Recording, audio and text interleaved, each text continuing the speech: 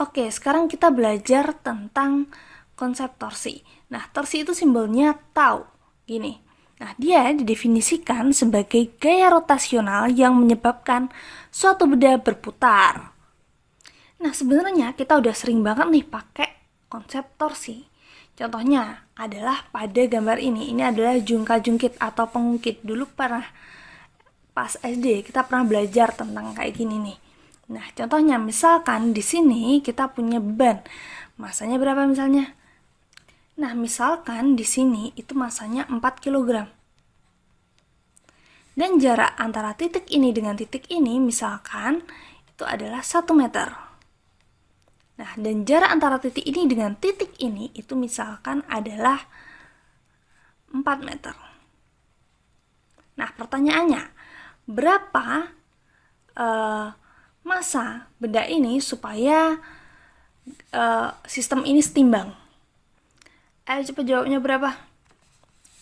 Nah, ini 4 kg, ini 1 meter, ini 4 meter, berarti sini berapa? Ya jelas, 1 kg. Gitu. Nah, misalkan kita sekarang ganti, ini masanya kita ubah. Misalkan ini masanya 8 kg. Nah, sekarang ini berapa coba masanya? Supaya bendanya seimbang. Ya pasti 2 kg. Gampang ya?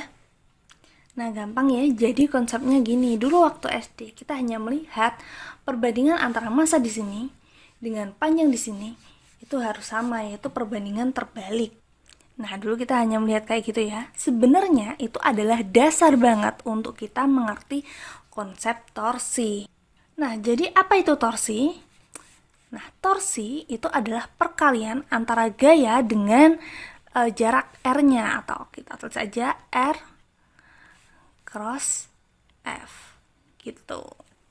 Nah, jadi sebenarnya yang kita kalikan itu bukan masanya, tapi gaya berat. Nah, kalau di sini masanya 8 kg, berarti gaya beratnya berapa? 80 Newton. Nah, kalau di sini masanya 2 kg, berarti gaya beratnya berapa? 20 Newton. Nah, sekarang kalau kita mau menghitung torsi dari benda 8 kg ini adalah, kalau ini misalkan torsi yang pertama, ya udah tinggal R itu adalah jarak dari sini ke sini, yaitu 1 meter dikalikan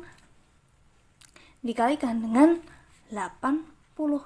Berarti torsinya itu adalah 80 Newton meter. Ini adalah torsi gara-gara benda bermassa 8 kg. Nah, tapi hati-hati, torsi itu juga punya arah. Karena titik tumpunya di sini dan gayanya ke sini, maka torsi yang diakibatkan oleh gaya ini arahnya berlawanan arah dengan jarum jam. Nah, kalau berlawanan arah jarum jam, kita ambil dia positif. Nilainya positif. Nah, sekarang untuk torsi yang kedua. Nah, torsi yang kedua ini bendanya itu 20 Newton dan jarak dari titik ini ke titik ini itu adalah 4 meter. Jadinya sama dengan 4 dikalikan 20. Hasilnya berapa? 80 Newton meter. Tapi ingat, torsi ini punya arah. Nah, karena pusatnya di sini dan gayanya ke bawah, maka arahnya gimana? Arahnya ke sini ya. Set. Maka dia berlawanan arah, maka dia searah jarum jam. Nah, karena searah jarum jam, maka torsinya kita tulis negatif. Nah, kita simbolin negatif ya. Nah, pada sistem ini